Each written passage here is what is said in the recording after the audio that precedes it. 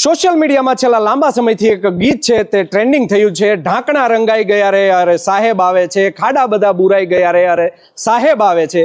તેવી જ સ્થિતિ ભાવનગરની સરટી હોસ્પિટલની છે। ભાવનગરમાં રાજ્યના આરોગ્ય કમિશનર છે હર્ષદ પટેલ, તે આવતીકાલે મીટિંગ લેવાના છે અને મોડી રાત્રે તેઓ સરપ્રાઇઝ વિઝિટમાં સરટી હોસ્પિટલ ખાતે પહોંચ્યા છે। ત્યારે હવે ભાવનગરની હોસ્પિટલની જો વાત કરવામાં આવે તો મારા કેમેરામેન તમને વિઝ્યુઅલ દેખાડી રહ્યા છે।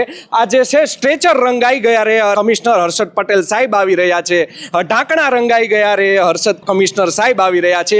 તેવી સ્થિતિ આ ભાવનગરની સરટી હોસ્પિટલની છે। તમે સીધા જ આ જે છે તે દ્રશ્યો જોઈ રહ્યા છો, જે ભાવનગર સરટી હોસ્પિટલની જે બદતર હાલત છે, જે ખાડે ગયેલી જે સ્થિતિ છે, સ્ટ્રેચરો છે તેને તંત્ર દ્વારા ઢાંક પીછોડો કરવા માટે થઈને રંગ રોગાન હાલ કરવામાં આવી રહ્યા છે। આ તમે જે વ્હીલચેરો બધી જોઈ રહ્યા છો, મારા કેમેરામેનને વિનંતી કરીશ, વ્હીલચેરો અહીંયા છે પરંતુ તેમાં વ્હીલ નથી। આજે તેના વ્હીલ છે પરંતુ વ્હીલ છે તે કોઈ સાજા નથી। આ તમે સ્ટ્રેચરની તમે હાલત જોઈ રહ્યા છો, એક પણ આ જે સ્ટ્રેચર છે તેમાં વ્હીલ તૂટેલા છે।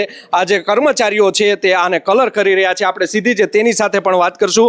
ભैया कब से कलर कर रहे हो? ये 2 महीना हो गया डॉक्टर। अच्छा, 2 महीने से काम चालू है, तो अभी बारिश में भी काम चालू है? अंदर चालू था।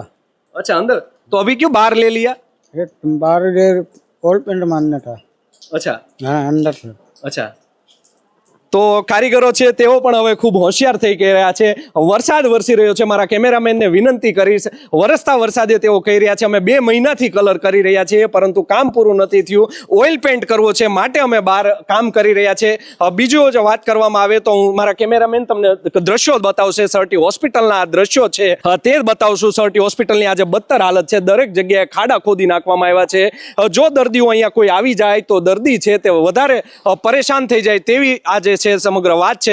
હોસ્પિટલનો અન્ય એક ભાગ છે ત્યાં પણ સાહેબ આવે છે એટલે રંગ રોગાન કામ છે તે રાત્રિના સુમારે પણ ચાલુ કરવામાં આવ્યું છે। તેના પણ હું તમને સીધા જ દ્રશ્યો બતાવીશ। આપ જે સીધા દ્રશ્યો જોઈ રહ્યા છો, આરોગ્ય કમિશનર છે તેઓ આવી રહ્યા છે માટે હોસ્પિટલનું સારું લગાડવા માટે આજે અત્યારે આ તમે જે સીધા દ્રશ્યો જોઈ રહ્યા છો, રંગ રોગાન કામ છે તે રાત્રિના અત્યારે 1 વાગ્યો છે, 1 વાગ્યાના સુમારે પણ આ કામ છે તે ચાલુ છે। આરોગ્ય કમિશનર છે તે આવતીકાલે રોગી કલ્યાણ સમિતિની મીટિંગ હોય તેમાં આરોગ્ય કમિશનર આવી રહ્યા છે, પરંતુ આરોગ્ય કમિશનર રાત્રે 12 વાગ્યાના સુમારે સરટી હોસ્પિટલમાં ઓચિંતા મુલાકાત કરી હતી, સરપ્રાઇઝ ચેકિંગ કરવામાં આવ્યું હતું। સૌપ્રથમ ટ્રોમા સેન્ટરની તેમણે મુલાકાત કરી હતી અને ત્યારબાદ જે 200 કરોડના ખર્ચે કેન્દ્ર સરકારની ગ્રાન્ટમાંથી જે હોસ્પિટલ બનાવવામાં આવ્યું છે સુપર સ્પેશિયાલિટી હોસ્પિટલ, ત્યાં પણ તેઓ ગયા હતા અને સમીક્ષા કરી હતી। કેમેરામેન તમને આ સીધા દ્રશ્યો બતાવશે।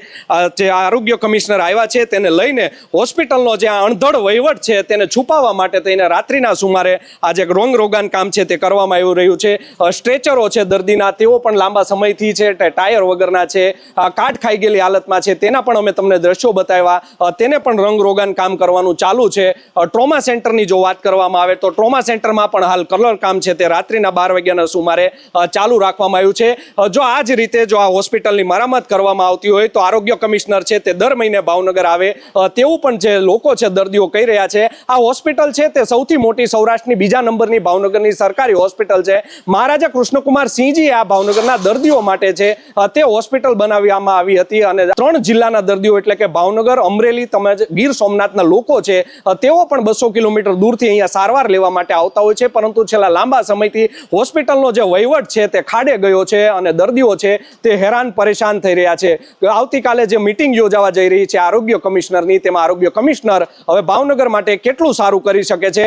ભાવનગરની જો વાત કરવામાં આવે તો આ 200 કરોડના ખર્ચે સુપર સ્પેશિયાલિટી હોસ્પિટલ તો ભાવનગરમાં બનાવવામાં આવી હતી, પરંતુ 4 વર્ષ સુધી આ હોસ્પિટલમાં સ્ટાફના અભાવે હોસ્પિટલ ચાલુ ન થઈ। 100 કરોડ રૂપિયાના જે સાધનો છે તેની વોરંટી પૂરી થઈ ગઈ, પરંતુ હજી તેના જે પૂરેપૂરા જે વોર્ડ છે તે ચાલુ કરી શકવામાં નથી આવ્યા। કેન્દ્રના જે આરોગ્ય કમિશનર હતા મનસુખ માંડવિયા, તેઓ પણ ભાવનગરના હતા, પણ મનસુખ માંડવિયા પણ ભાવનગરનું કંઈ સારું નથી કરી શક્યા। હવે તેઓ ભાવનગર છોડીને પોરબંદર ગયા છે। પોરબંદરની જનતાનું તેઓ શું ભલું કરે છે? ભાવનગરની જનતાનું કોઈ ભલું નથી કરી શક્યા। કેન્દ્રના આરોગ્ય કમિશનર હોય તો ભાવનગરમાં એક હોસ્પિટલ કે શા માટે ચાલુ ન થઈ શકે, લોકોને સારી સુવિધા શા માટે ન મળી શકે, તેવી પણ એક ચર્ચાએ જોર જગાવ્યો છે। મારા કેમેરામેનને વિનંતી કરીશ, આજે ભાવનગરમાં સરકાર દ્વારા 15 વર્ષથી 16 વર્ષ પહેલા એક જે હોસ્પિટલ બનાવવામાં આવ્યું હતું 15 માળનું, આજે કૃષ્ણકુમાર સિંહજીએ તમને જે હોસ્પિટલ બતાવીશ તે 130 વર્ષ પહેલા બનાવવામાં આવ્યું હતું, તે આજે પણ અડીખમ ઊભું છે અને સરકાર દ્વારા જે હોસ્પિટલ બાંધવામાં આવ્યું હતું છે ને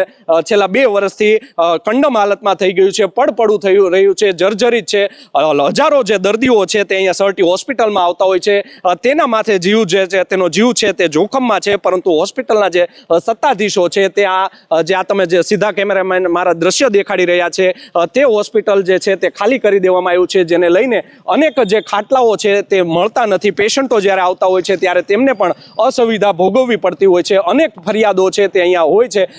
ભાવનગરના બંને ધારાસભ્યો છે, પૂર્વના ધારાસભ્ય છે સેજલ પંડ્યા, પશ્ચિમના ધારાસભ્ય છે જીતુ વાઘાણી, પરંતુ બેમાંથી એક ધારાસભ્ય સમ ખાવા પૂરતી પણ ક્યારેય હોસ્પિટલની મુલાકાત નથી લેતા, જેને લઈને હોસ્પિટલનો જે આ વહીવટ છે તે સંપૂર્ણ ખાડે ગયો છે અને દર્દીઓ છે તે ભારે હાલાકી ભોગવી રહ્યા છે. જોવું રહ્યું આરોગ્ય કમિશનર ભાવનગર આવ્યા છે તો હવે ભાવનગરનું કેટલું સારું થાય છે કે પછી અત્યારે સોશિયલ મીડિયામાં જે ગીત ટ્રેન્ડ થયું છે, સાહેબ આવી રહ્યા છે, ખાડા પુરાઈ ગયા છે, રંગ રોગાન થઈ રહ્યા છે, આગામી સમયમાં હવે શું ફેરફાર થઈ રહ્યો છે તે તો હવે સમય જ કહેશે. યશપાલસિંહ ચૌહાણ, નવજીવન ન્યૂઝ, ભાવનગર.